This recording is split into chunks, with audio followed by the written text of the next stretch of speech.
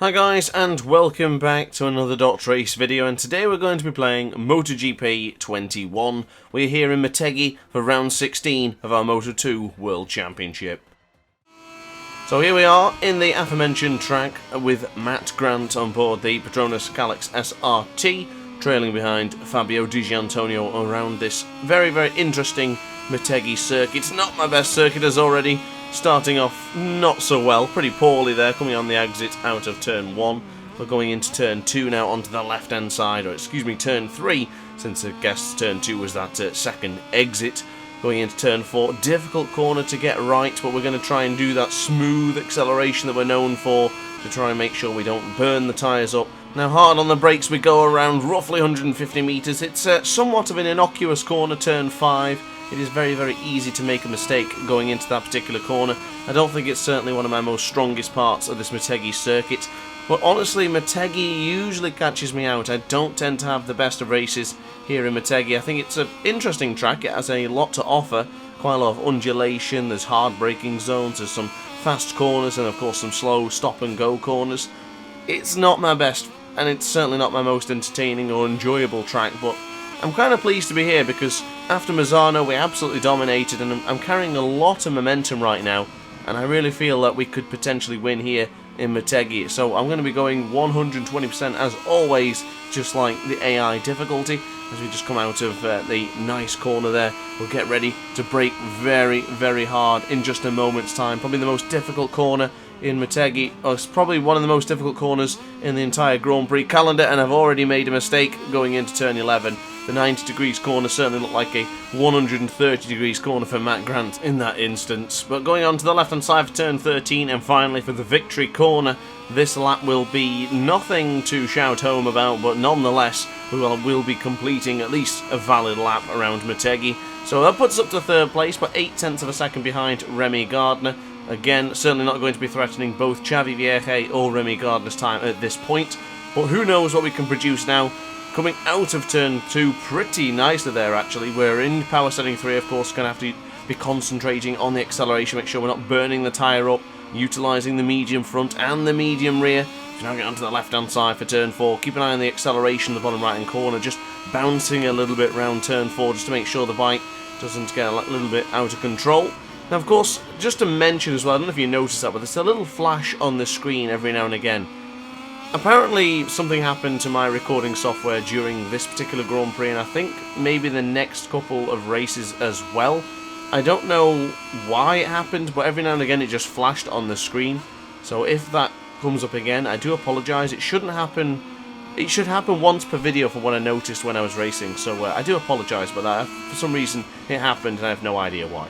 We're going on to the left hand side for the V corner for turn 9. Nice tight apex there, get a nice smooth exit, and we are up by 0.5 of a second. This could be a bloody good lap if we can maintain this amount of pace. But of course, Remy Gardner, Hector Gartho, both on very good laps right now, with red sectors in the second and third sector, at least the third for Hector Gartho. Underneath the Monster Energy sign we go. We'll be trying to brake very, very hard for this super, super difficult corner. Hard on the brakes, rear brake enabled, front brake applied. To the right hand side we go. 90 degrees corner, nailed. We are up by 1 second. Going to the left hand side for turn 12. Same can be said for 13 and then 14 for the victory corner. Is this going to be a lap that puts us firmly at the top of the timesheet? Looks like Remy Gardner's gone down, so he won't be improving, but I tell you what, Grant is going to be improving, and there he goes at the top of the timesheet. So free practice is over. Grant with a 1:52.112, the fastest man on track, with Augusto Fernandez and Marco Bezzecchi trailing by at least above 0.4 of a second. Looking at the riders who will qualify going into qualifying 2, Ayagura, Marcel Schrotter, Stefano Manzi and Lorenzo Baldassari from Q1, and of course the 14 other riders who successfully made it through via free practice. It's now time for qualifying. It's gone a little bit cloudy here, but it's still okay. There's no signs of rain in this foreseeable future, but I'm feeling pretty confident of potentially a front row start. I would be very, very pleased with a front row start here in Motegi. Pole position potentially could be on offer, but right now, as long as we get into those first 2 rows, I think I'm going to be pretty happy with that one, to be quite honest with you. We're going to use the soft front and the soft rear for the qualifying session because just in case I want to try and save some medium tyres for the race. I've really found a nice smooth sort of feeling with the medium tyres, more so than the softs or the hard at this point, so I really want to keep some medium tyres just necessary for the race. I will save 1 or 2 mediums just in case we need them for this particular qualifying session, but I do think the softs will be able to get us through and into the promised land of pole position, or near enough to. Up by a second already to Joe Roberts' time of a 1:52.650, so that is some great signs coming in already from the Petronas SRT Calyx Matt Grant. As we go into the left hand side for the V corner, nice tight apex, smooth on the acceleration, beautifully exited there, and we'll go into this somewhat difficult corner. There's somewhat of a hairpin, it's pretty tight, but it's not the tightest corner in the world, but the hairpin curve has been nailed. Now going into turn 11 is going to be the biggest point. Do we survive going into turn 11? Are we able to brake in this corner correctly? Here we go, braking roughly around 200 meters away from the particular corner, braking hard, right foot on the floor, gradually gliding it across the floor just to slow us down a little bit.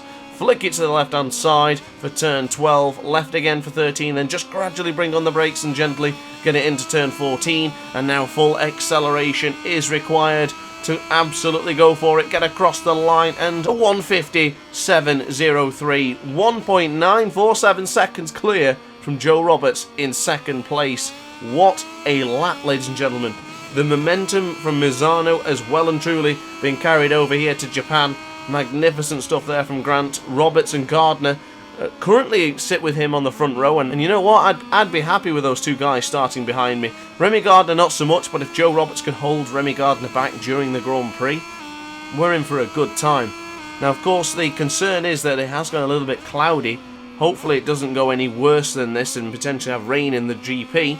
Fingers crossed it'll stay away and we can just have a nice cloudy, or hopefully nice really sunny weather for Motegi. Of course, last time out we did this was in Moto 3 with a phenomenal battle with Darren Binder, and I suspect we could very well have another battle on our hands with the likes of Remy Gardner, Joe Roberts, and I was going to say Sam Lowes, but I'm yet to see him on the timing sheets on the left-hand side of the screen. Stefano Manzi, Joe Roberts and Marco Bezzecchi also on orange sectors right now, hoping to improve their particular lap times. Now breaking into the hairpin, a little bit out of shape on the rumble strip, and unfortunately that lap is over. We weren't going to really improve on that lap anyway, but that lap has now been put into the bin. So back to the drawing board, across the line we will go, and we will give this another bash. I mentioned Sam Lowes earlier on, and yes, he is now featuring on the left-hand side of the screen. Sam Lowes into second place with Joe Roberts behind, as he's just quickly got himself ahead of Marcel Schrotter to retain his, or at least regain his front row starting position. As we now get into the left-hand side for turn 3, Gardner, Fabio Di Gianantonio, Marcel Schrotter, all on orange sectors as things stand. Doesn't look like Grant's going to improve once again, and unfortunately I just realised we have only got power setting 2 available right now, since there's 0.7 fuel percentage, whatever you want to call it.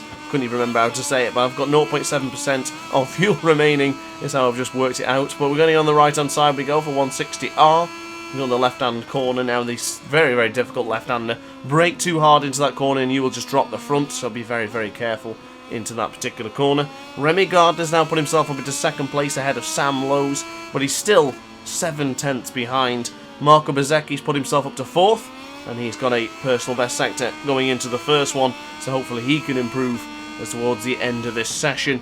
But not a bad starting grid. I mean, if you look at that, those are your 3 championship protagonists as things stand. Sam Lowes doing everything he can to try and keep himself busy and a contender in the championship contention, but I don't think it's going to be a case for Sam Lowes anymore. I do feel it's going to be Remy Gardner and Grant going down to the wire, as Grant's made a little bit of a hash of turn 11 for the 90 degrees corner. That won't be an improvement, so it looks like that is going to be it, ladies and gentlemen. Grant will take pole position, Gardner and Lowes will finish on the front row, unless Marco Bezzecchi and Fabio Di Gianantonio can change things up a little bit towards the end. Well, there you go, across the line, a massive wheelie for the Aces, because we've well and truly taken pole position in style. For a quick recap, Grant takes pole position with Remy Gardner and Sam Lowes on the front row. Bezzecchi, Di Gianantonio and Augusto Fernandez are on the second row. So guys, I will see you tonight at 8 PM British Summer Time for the Grand Prix.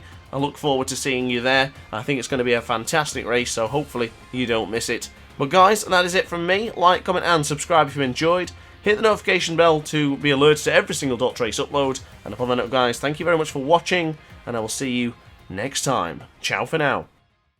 Oh hi, didn't quite see you there. Good to see you're still here. If this video didn't quite sate your appetite, then why not watch some more Dot Race content by clicking the video shown on screen now. Furthermore, if you would like to follow me on social media, you can do so now with the links down in the description. Consider subscribing so you don't miss a single Dot Race video.